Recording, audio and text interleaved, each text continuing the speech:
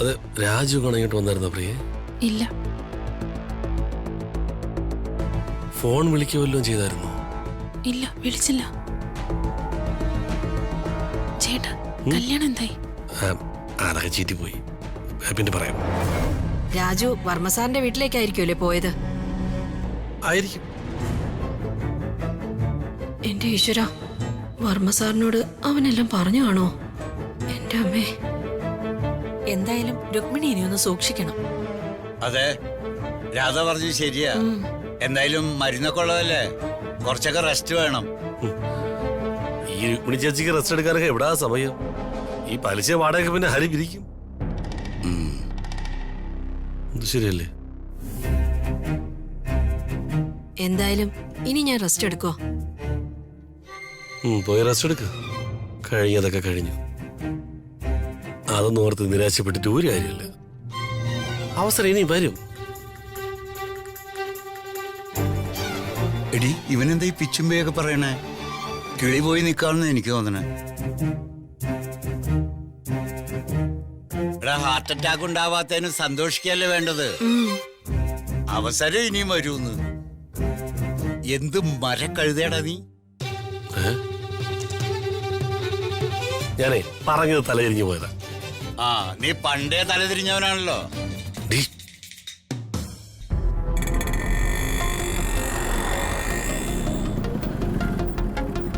അയ്യോ,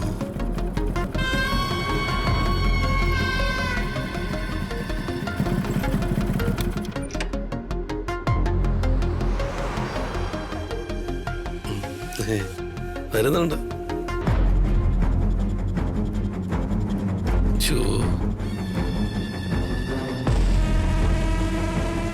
എന്നാ ഞങ്ങള് പോട്ടെ, കുറച്ച് റെസ്റ്റ് എടുക്കണം. വാരമ്മേ. വാ അമ്മേ.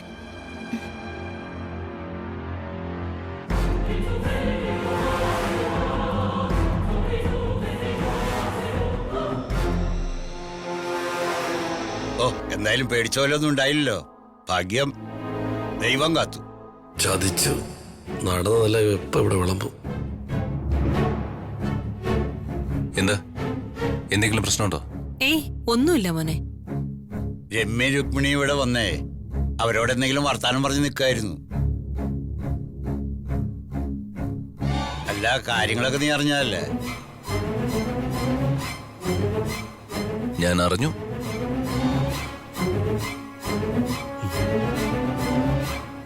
അമ്മേ, എനിക്ക് നന്നായിട്ട് വിശക്കുന്നുണ്ട്. നീ കയ്യും കാലും ഒക്കെ കഴുകിട്ടോ. ചെല്ല.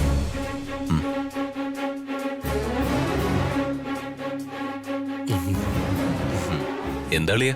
ഒന്നുമില്ല. മെന്റലി എന്തെങ്കിലും പ്രോബ്ലം ഉണ്ടോ? നോ, നത്തിങ് കളിയാ. ഊളംപാറയ്ക്ക് പോണെങ്കിൽ പറഞ്ഞാ മതി. ശരി പുളിയാ. തെറ്റിപ്പോയി. അല്ല അളിയാ.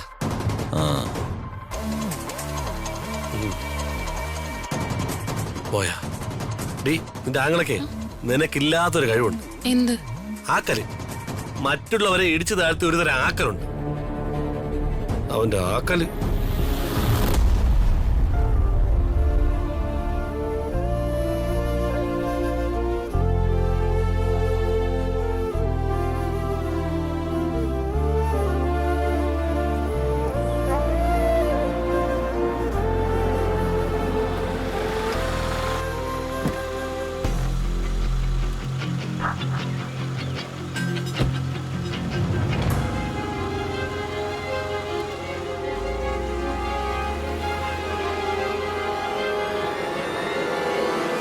ചെറിയമ്മ, ചെറിയമ്മ എവിടെ പോയിരുന്നു? ഞാൻ ഒന്ന് രണ്ട് കാര്യങ്ങൾക്ക് വേണ്ടി പുറത്തു പോയതാ. മോള് പറയേ, അവൻ എവിടെ മോളെ കൊണ്ടുപോയത്? എന്താ മോളെ? അവൻ എന്തിനാ എന്നെ കൂട്ടിക്കൊണ്ടു പോയെന്ന് ചെറിയമ്മയ്ക്ക് അറിയണോ? മോള് പറയേ. മോള് പറയാതെ ഞാൻ എങ്ങനെ അറിയും? പറയേ മോളെ.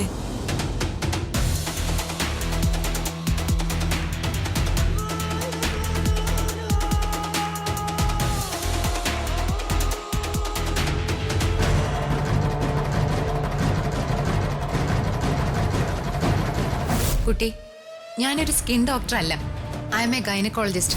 കുട്ടിയുടെ വിർജിനിറ്റി ടെസ്റ്റ് ചെയ്യാൻ വേണ്ടിയിട്ട് അതിന് ഇഞ്ചക്ഷൻ എടുക്കണം. നീ കുറെ കാലം രാജുവിന്റെ വീട്ടില് അവന്റെ മുറി തന്നെയല്ലേ കഴിഞ്ഞത്? അവനൊരാണും നീയൊരു പെണ്ണും തന്നെയല്ലേ? എത്ര തവണ ഒന്നും സംഭവിച്ചിട്ടില്ലെന്ന് നീയും അവനും പറഞ്ഞാലും അതൊക്കെ വെറും പച്ച കള്ളമല്ലാന്ന് എന്താ ഇത്ര ഉറപ്പ്? വേണ്ട മോളെ, ചെറിയമ്മയ്ക്ക് ഇനി ഒന്നും കേക്കണ്ട.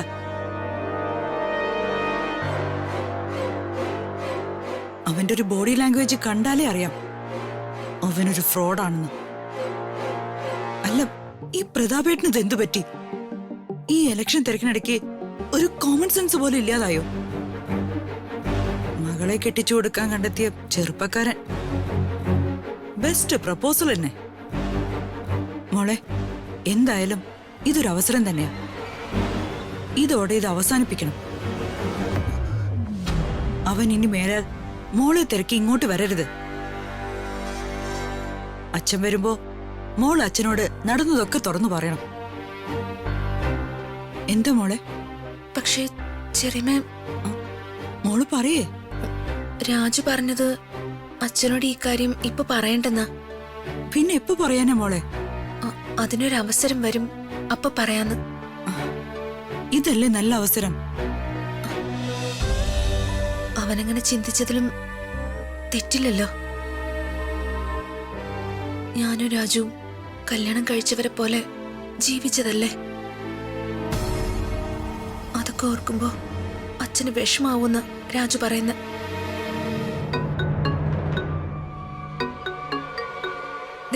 അവനെ വിളിക്കുന്ന റോഹൻ. അവന്റെ ഒരു പ്രേമം.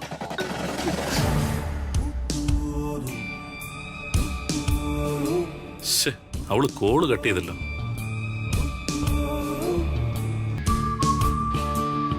എന്തായാലും ഒന്ന് മെസ്സേജ് അയച്ചു നോക്കാം. സോറി ഋത്തിക.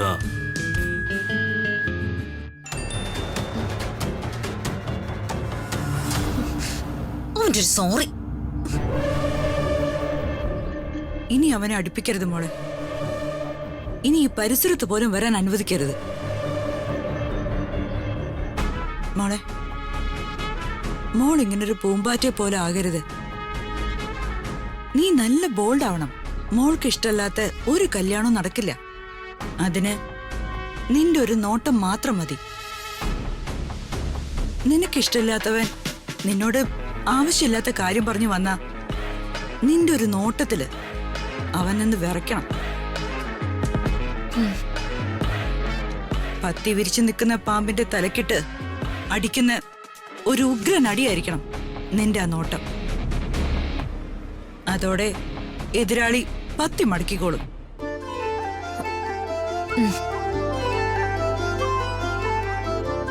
മോള് വാ.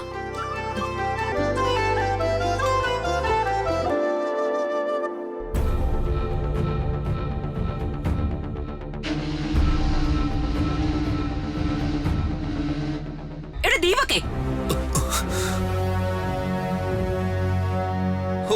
പേടിപ്പിച്ച് കളഞ്ഞല്ലോ എന്റെ അമ്മേ.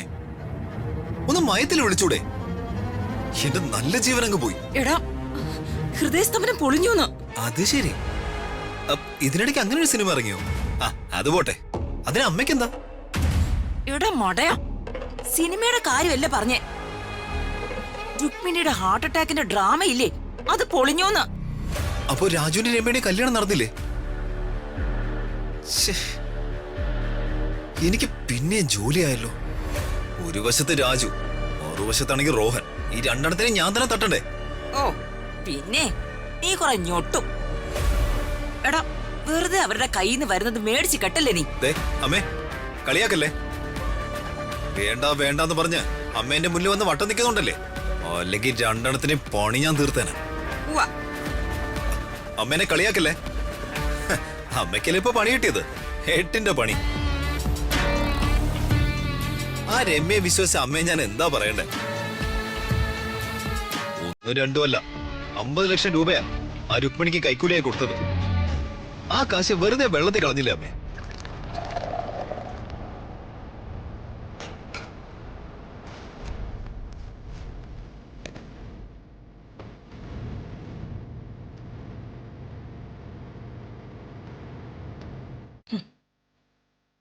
ആകാശം തുളച്ച് ഊഞ്ഞാല് കെട്ടാൻ നോക്കുന്നവളാ ഈ അംബിക.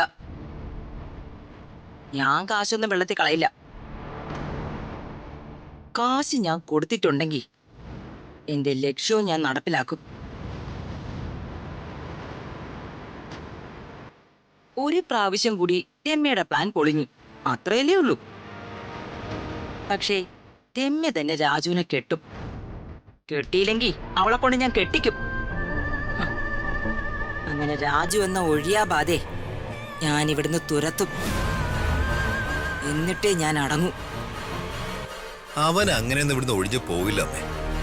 ഗത്യന്തരം ഇല്ലെങ്കിൽ അവനെ ഞാൻ കൊല്ലും.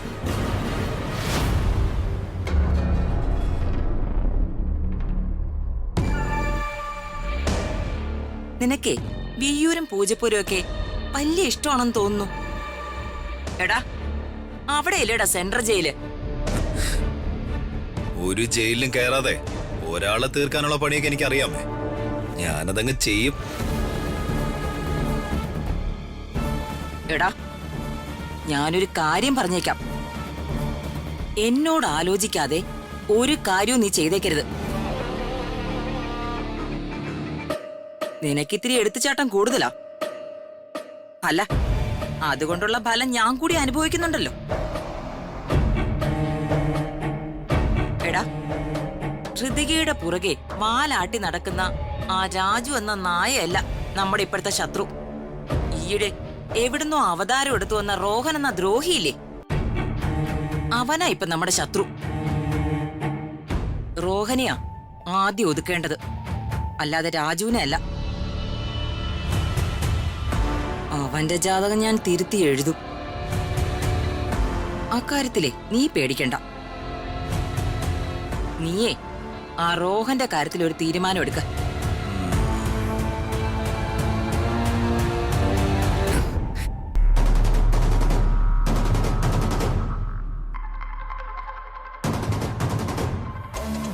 മറ്റുള്ളവരുടെ സംസാരം ഒളിച്ചെന്ന് കേൾക്കുന്നോടി. അയ്യോ, ഞാൻ ഒളിച്ചു നിൽക്കായിരുന്നില്ല. അല്ലേ, ഒളിച്ചു നിന്നതല്ലേ? അല്ലെങ്കിൽ പിന്നെ നിനക്കിവിടെ എന്താ കാര്യം? പറയടി.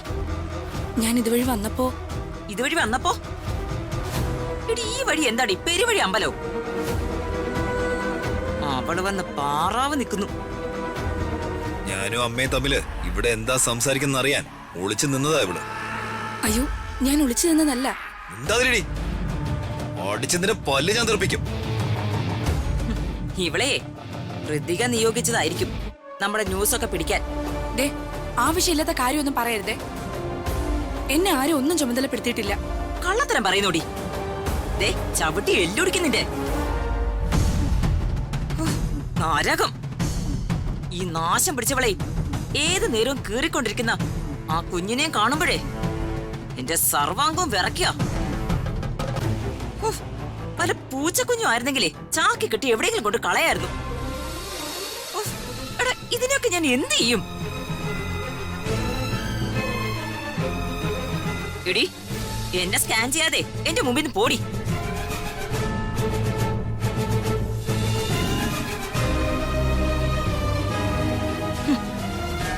പൊന്നും മകനെ, അമ്മയ്ക്ക് തന്ന സംഭാവന.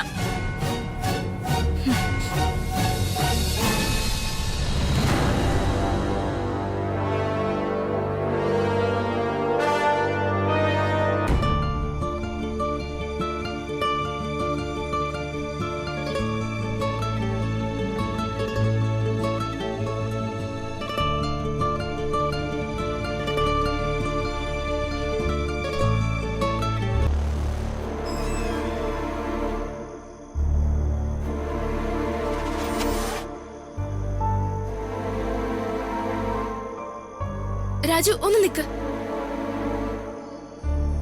എന്നോട് ദേഷ്യത്തിലാണെന്ന് എനിക്കറിയാം. അറിയാലോ, പിന്നെ എന്തിനാ കാണാമെന്ന്? ഈ കരച്ചിലും സെന്റിമെന്റ്സ് ഒന്നും വേണ്ട. ഇതൊക്കെ ഞാൻ എത്ര വട്ടം കണ്ടിരിക്കുന്നു. എന്റെ മുമ്പില് ഈ വേഷം കെട്ടലൊന്നും വേണ്ട രമ്യ. ഞാൻ രാജുവിന്റെ മുൻപില് പലതരം വേഷം കെട്ടലുകൾ കാണിച്ചിട്ടുണ്ട്. പക്ഷെ എന്തൊക്കെയായാലും അതിനെല്ലാം ഒരൊറ്റ അർത്ഥേ ഉള്ളൂ. എനിക്ക് രാജുവിനോടുള്ള സ്നേഹം ഇന്നോ ഇന്നലെയോ തുടങ്ങിയതല്ല. ഈ പ്രണയത്തിന് എന്റെ പ്രായത്തോളം പഴക്കമുണ്ട്. ഇതിനൊക്കെയുള്ള മറുപടി ഞാൻ എത്രയോ പ്രാവശ്യം നിന്നോട് പറഞ്ഞതല്ലേ രമേ? പറഞ്ഞതാ, ഞാൻ കേട്ടതുവാ. പക്ഷെ എത്ര ശ്രമിച്ചിട്ടും എന്റെ മനസ്സിൽ നിന്ന് രാജുവിനെ മായ്ച്ചു കളയാൻ പറ്റുന്നില്ല. എനിക്കറിയാം ഞാൻ ചെയ്യുന്നത് പലതും തെറ്റാണെന്ന്. പക്ഷെ എന്റെ ലോകം രാജുവിനോടൊപ്പം ഉള്ളത് മാത്രമാ. രാജുവിനെ എനിക്ക് വേണം, എനിക്ക് മാത്രമായിട്ട് വേണം. എന്തൊരു കഷ്ടം രമ്യ ഇതൊക്കെ. രാജു എത്ര വേണമെങ്കിലും എന്നെ കളിയാക്കിക്കോ, എത്ര വേണമെങ്കിലും എന്നെ വഴക്കും പറഞ്ഞു. രാജുവിന് കല്യാണം കഴിക്കണമെന്നുള്ള ഒറ്റ ആഗ്രഹത്തിലാ ഞാൻ ഈ തെറ്റൊക്കെ ചെയ്യുന്നേ. എന്നോട് ക്ഷമിക്കണം. രാജു ഇല്ലാത്തൊരു ജീവിതം എനിക്കില്ല. രാജു എന്നെ മറന്നു കഴിഞ്ഞ ഞാൻ മരിക്കും.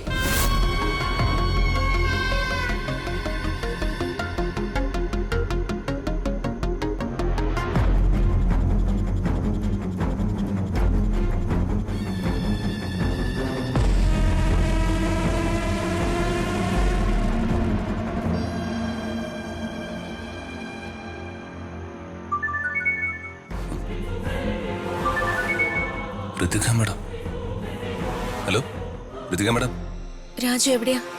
ആ ഞാൻ വീട്ടിലെ മാഡം. എന്താ മാഡം വിളിച്ച? എന്തെങ്കിലും അത്യാവശ്യമുണ്ടോ? ഏയ് അങ്ങനെയൊന്നുമില്ല രാജു. ഞാൻ വെറുതെ ടെൻഷൻ വന്നപ്പോ രാജുവിനെ വിളിച്ചതാ. ടെൻഷനോ? എന്താ മാഡം? കാര്യം എന്താന്ന് വെച്ചാ തുറന്ന് പറയും മാഡം.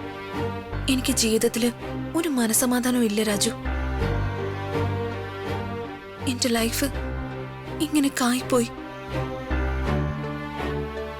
ആ റോഹന്റെ ശല്യം കൂടുക. ഏത് നേരവും ഫോൺ ചെയ്തോണ്ടിരിക്കുന്നു. അവന്റെ ഉപദ്രവം കാരണം ഞാൻ എന്റെ ഫോൺ സ്വിച്ച് ഓഫ് ചെയ്യാ. ഫോണ് സ്വിച്ച് ഓഫ് ചെയ്തിട്ട് ഒരു കാര്യമില്ല. അവൻ എന്നെ വീണ്ടും തിരക്കി വരും. അവനെ കല്യാണം കഴിക്കേണ്ടി വന്നാ ഞാൻ മരിക്കും. മാഡം മരിക്കാനൊക്കെ എനിക്ക് വലിയ പേടിയാ രാജു. പക്ഷെ മരിക്കല്ലാതെ മറ്റു ഒരു മാർഗവും ഇല്ലല്ലോ. Madam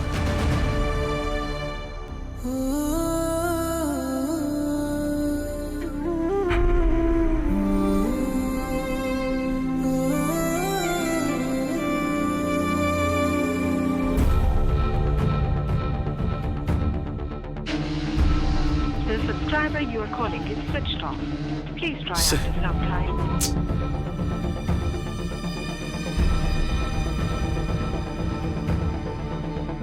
The subscriber you are calling is switched off. Please try after. അവൾ എന്നെ മനഃപൂർവ്വം ഇഗ്നോർ ചെയ്യുന്നത്.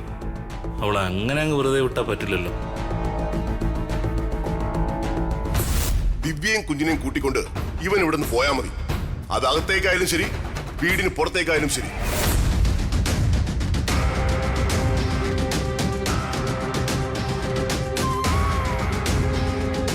ദീപകിന്റെ തലയിൽ ദിവ്യയെ കെട്ടിവെച്ചത് ദിവ്യ ഒരു കുഞ്ഞിന്റെ അമ്മ ആയതുകൊണ്ടാണ്.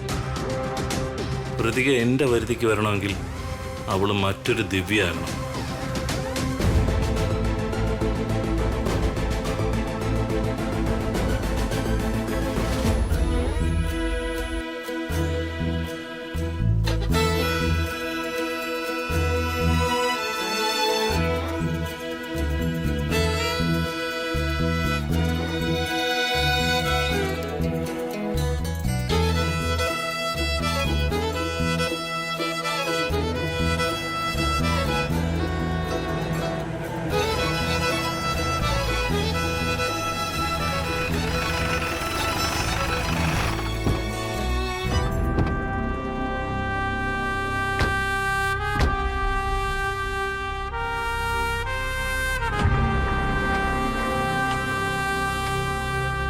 അങ്കിൾ ആ നിങ്ങൾ അകത്തേക്ക് ഇരിക്കും ഞാനിപ്പോ വരാം. ശരി അങ്കിളെ. അമ്മേ വാ.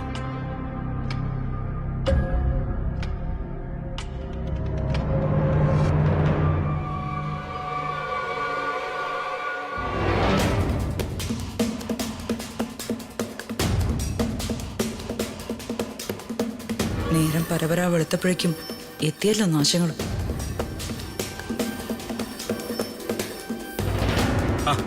Good morning ചെറിയമ്മേ. ഞാൻ ഈ കോഫി ഏട്ടന് കൊടുത്തിട്ട് വരാം. സാർ ഇതൂടെ നോക്കാം. പ്രതാപേട്ട നമുക്ക് ഇന്ന് കൊടുക്കേണ്ട ഫയലാ. കോഫി. ആ